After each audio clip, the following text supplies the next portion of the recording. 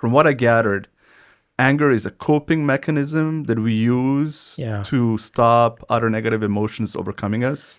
So let's say we're sad. To some extent. To some extent, it's a coping emotion. Yeah. So let's say we're sad or anxious. Yeah. We're going to become angry. We're going to switch to anger, so we stop being sad or anxious. Is that correct? And it's a very destructive emotion. I think people kind of vaguely know this to some extent. Again, it's like often you're validating insights that people perceive vaguely. So I think people roughly know, like sometimes somebody hurts your feelings, you get angry, right? Yeah. But then we can dig in, like psychologists and psychotherapists, we can start to look at what's going on there. Like what's the actual dynamic? Why do you get angry and how does it work? What's the evolutionary advantage of anger? I mean, it sets up action in motion. It's going to get us focused on one thing and react really fast to it. But it's threats in our environment. Extremely disadvantaged in like everyday life. Let's say somebody cuts us off in the street. You don't want to act on that, right? You just want to the environment, keep driving safely. We live in a much more complex and nuanced environment now where anger is like a really crude tool. It doesn't really serve a useful function in the way that it would if you were a small furry animal. You know, like if you went back in the day when you were a small furry animal, you know, you got angry, it would produce adrenaline. Would focus your attention narrowly on the threats that you perceive in your environment. And if there's another furry animal, if it's bigger than you, you probably feel anxious and run away from it. If it's smaller than you might beat the bejesus out of it. Right? So it's an evolutionary artifact. Yeah, right? It's an evolutionary artifact, but it doesn't serve us well in modern society for a number of reasons. One is just that society is more complex, and many of our problems are social rather than, you know, threats and like physical threats in our environment. Another one is that, you know, potentially some of the threats we experience are our own thoughts and feelings. And if we focus too much on those and turn our attention inwards, they don't go away. We actually amplify them by doing that. So the strategy that we would use to beat the bejesus out of a small furry animal might backfire in a relationship with our wife or husband. It might also backfire if we get angry with ourselves and start internally beating the bejesus out of ourselves, you know, ruminating and self-criticizing. So let's take an example. I would love to have an example. So let's say you get angry in your everyday life. Let's say you're driving down the street, down on the carry, and somebody cuts you off. And all of a sudden you feel like you're accelerating, you're really mad, you want to go back after that person. So what would be the first step? You identify the anger that you overcome with, and then you try to reflect why it happened, when it started, and then just I've got a better example. Yeah, you go for it. All right. This is a real thing that happened to me last week, believe it or not. Brace yourself for this, right? Okay. So a bunch of things have happened to me over the years and my friends. Funny thing was when I used to teach therapists, and I used to give as an example, suppose somebody walks up to you unexpectedly in the street and just spits in your face. Mm-hmm. You know, how would you respond? You have a kind of reflex, like you're probably going to get angry, right? Instinctively, if something like that happens. I was walking along the street here, pushing my baby in a pram, and somebody shoulder checked me crossing the road, rammed into me really hard, and I got angry. And I turned around and I went, "What the hell did you do that for?" And the guy ran up to me and punched me in the jaw in the middle of the street for no reason. Right? In Montreal? Yeah. Like a week ago. Guy punched me in the face in the street. You know, luckily it wasn't a very good punch. Like he was carrying a bag in his right hand, so he punched me with his left hand. So I think I got off lightly. But I think I made a mistake in yelling at him, right? I mean, you could say, well, that's like an instinct. Of course you're going to go, hey, what the hell did you do that for, buddy? But I think by doing that, I provoked him. He ran at me, hit me. I had my baby with me.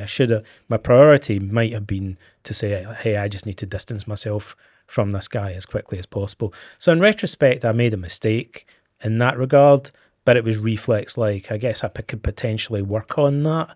Like I'd need to prepare myself a bit for similar situations. What interested me was I stopped being angry the minute he punched me. Why? Because I looked at the guy and I thought he was out of his mind, right? And immediately, it's interesting, one of the things, I'll tell you another story. One of the reasons I'm interested in anger is that when I was a young guy, I was really angry. Like a lot of people today, you know, I feel your pain. I was consumed by anger until I was like in my mid-20s or something like that. You know, the poet William Blake said the road of excess leads to the palace of wisdom. He also said if the fool would persist in his folly, he would succeed in becoming wise. And sometimes you'll find drug addicts or alcoholics, or people that have problems like anger reach a crisis point, in some cases, if they're lucky, where they turn their whole life around and they become a different person. Mm-hmm.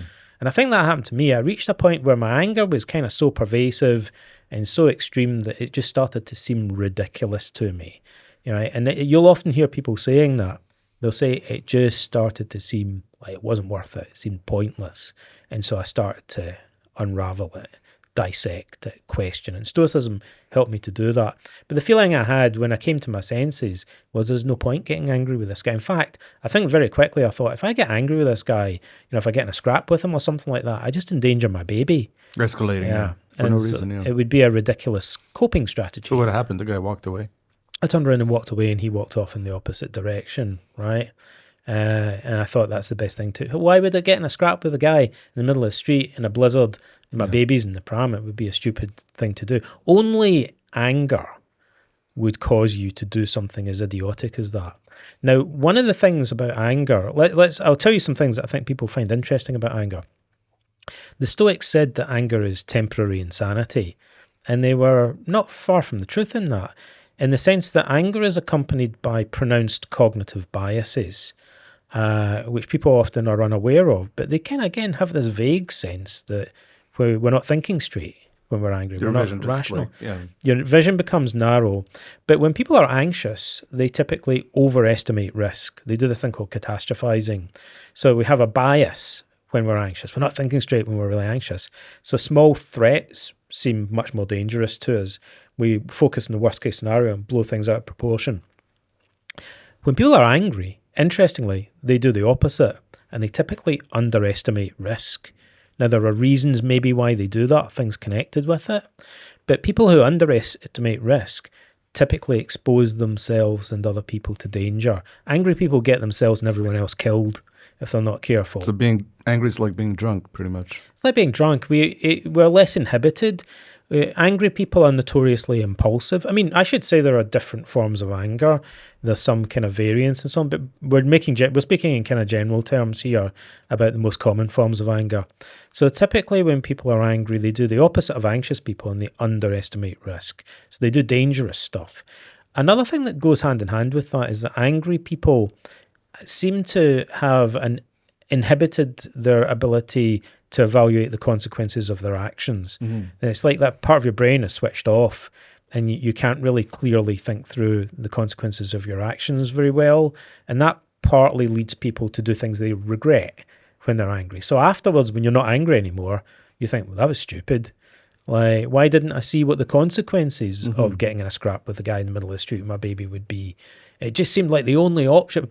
Angry people also tend to have a very rigid and narrow sense of their options in terms of coping with stress or a threat. So normally, some kind of short circuit type situation. Usually when you're faced with a problem, you think, well, I've got a couple of options here. I could run, I could fight, I could call the cops, I could do this, I could do that. You know, you choose between options normally, and typically you kind of evaluate the consequences of different courses of action. You'll hear angry people saying, this was the only thing I could do. I had to punch the guy. What else could I do? Right. So they kind of frame it as if they've only got one conceivable option, right? They have this very narrow sense. So they feel like they're kind of driven into taking action. Maybe that helps them to take action more quickly, but it leads to impulsive behavior that people often regret afterwards because they're not able to fully think through the consequences of it. So, okay, so as a Stoic, what would you do? So a guy hits you in the shoulder down the street, you have a baby with you, it's a blizzard. The right thing to do would be to reflect on it instead of acting right away and getting overwhelmed by anger. I think it's an opportunity. Well, the right thing to do, it's not rocket science. You know, the right thing to do is walk away. Yeah. You know, and I called the cops afterwards. But internally, I mean, like, what would be the process there? Just be like super aware of your emotions. And you should prepare yourself in advance better than I had done, right? You're an expert in the subject. Like, I'm an expert. what about a common man? Or like, what odds do we have if you make that kind of mistake? Yeah, but I haven't prepared myself for every set. Nobody's perfect, right? Actually, the Stoics, let me tell you something about the Stoics. I don't know if you've noticed this, but the followers of Plato are called Platonists, and the followers of Aristotle are called Aristotelians, and the followers of Epicurus are called Epicureans, and the followers of Pythagoras are called Pythagoreans, but the followers of Zeno are not called Zenonians. Luckily for me, it would sound like they're Martians or something like that, right? We call them Stoics. Why is that? Why is that? Because the founders of some of the other schools of ancient philosophy claimed that they were wise or enlightened, and Zeno disavowed wisdom. He said, I'm on a journey, same as you guys. I don't claim to be perfectly wise. I have biases and I'm flawed. I believe he said something similar to what we read Seneca saying. We're told that the founders of Stoicism claimed that they were not wise, and that was unusual. So they're called Stoics, by the way, after the Stoa Poikile, or painted porch. It's the place that they used to hang out in the Agora, basically. Okay. And faces the Acropolis, right? And, what Seneca says in one of his letters is, don't view me like a physician speaking to you, the patient. Don't view me as an expert, but view me as a fellow patient in the bed beside you who's been undergoing treatment for longer. And that sounds a lot like a kind of peer support model, a bit like Alcoholics Anonymous or something like that. It's rather than a doctor-patient or like a therapist-client model. And I think what Seneca says in that passage is probably typical of Stoicism, perhaps all the way back to Zeno, the founder. So the Stoics think, we would risk becoming conceited, if we thought that we were perfect. So we have to accept our fallibility. None of us are perfect sages, as they put it, or the wise man that the sophist proclaims himself to be. The minute you think that you're enlightened, you're conceited, and that actually becomes an obstacle to wisdom, potentially. I think that's the paradox that Socrates was aware of, and the Stoics seem aware of that as well. But what would you do in that situation is, ideally, you'd prepare yourself for it in advance. Yeah, so how do you absorb, and how do you control yourself not to react like you did? Well, I can tell you a bunch of secrets, right? Like the first thing is, I could say broadly speaking, there's a couple of things such as noticing what we call the early warning signs of anger. Mm-hmm. I mean, actually, like you could say, if you're training therapy clients in behavior change, like one initial step is to get them to spot when they're becoming angry, but to notice things that previously went unnoticed, where your blind spots are, right? So to really notice the very earliest signs of anger emerging. And there are things that people typically don't notice, like changes in their voice, their breathing, their facial expression, their eye movements, that might be obvious to an observer. And noticing those things, like for example, do you frown? Hardly anyone notices if they frown, but people typically frown when they're getting angry. Right. Like generally speaking, even animals furrow their brow, like dogs, when they're becoming aggressive. So you can look out for these early warning signs of anger and catch yourself earlier. Now, we do that in order to then use a coping strategy and interrupt it. But actually, doing that on its own often is sufficient in many cases. So people say, I felt like I was able to nip it in the bud at an earlier stage before my anger really escalated. So there's that. But also it does something that I think is the kind of magic formula of modern psychotherapy. Catching yourself earlier subtly contributes to something that we call verbal diffusion. Like we sometimes call it cognitive distancing as well. So it's hard to explain what this is, but it's become one of the central concepts in modern psychotherapy. We have to use jargon because there isn't a popular term for it. But weirdly, the Stoics were definitely aware of it. What is it called? We call it behavioral psychologists call it verbal diffusion. Diffusion. Cognitive psychologists call it cognitive distancing, right? So what would that be in practice? It's a shift in perspective. Okay. Right? That allows you to observe your own thoughts in a detached way and to separate your thoughts from the external events that they refer to. So rather than thinking, that guy's a jerk, I would think, I'm telling myself that guy's a jerk. Mm-hmm. I'm choosing to label him as a jerk, right? He's not intrinsically a jerk. You know, that's a label that I attach to him. It's just words that I'm associating with the guy. It's a value judgment that I'm projecting or imposing on him. But we normally fuse our value judgments with our perceptions. We think this is a catastrophe. There are no catastrophes in nature. There's just atoms moving around. We label it as a catastrophe. We project that onto it. So catching your anger early on potentially makes it easier for you to take a step back and observe yourself, almost like you're stepping to one side and looking at yourself. And when you do that, it does two things. And one of them is obvious and people love it. And the other one's more subtle and I love it.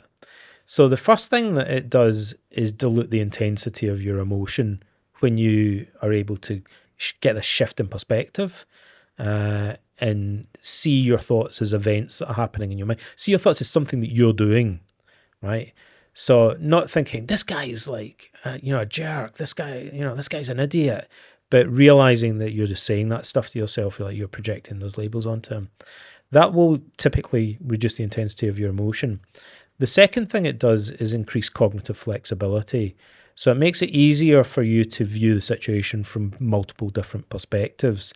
And that tends to make us better at problem solving, which changes our actual behavior, and that benefits us more in the longer term. So if I'm able to notice that I'm just choosing to view it that way, I might think, well, other people might see it differently. What you see as a threat, I might see as an opportunity. What you see as a catastrophe, I might see as something bad but not catastrophic. What you see as, absolutely awful, I might see as something that sucks but is temporary. So by changing my perspective and being able to look at things from different angles, it becomes easier for me to problem solve, and think, oh, maybe I don't have to punch this guy in the face. Maybe there's other opportunities here. I mean, this sounds paradoxical, but it makes a lot of sense. Yeah,